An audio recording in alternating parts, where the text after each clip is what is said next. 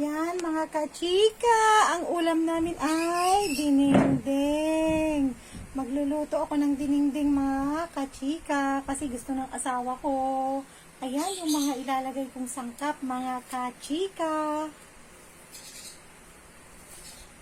Kachika, maglalagay na ako ng bagoong. Ayan mga kachika, bagoong. Paborito to ng asawa ko yung mga kachika. Ayan. Hintayin lang natin kumulo. Ay, lalagay ko na ang kalabasa. Yan mga kachika, ilalagay natin ang sahog. Saka sitaw.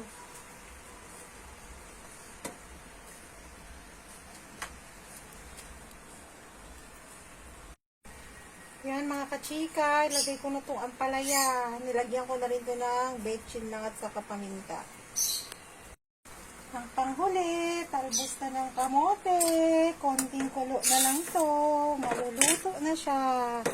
Ayan, ang aming dininding. Sarap no? Mapaparami na naman ng kain ng aking mister.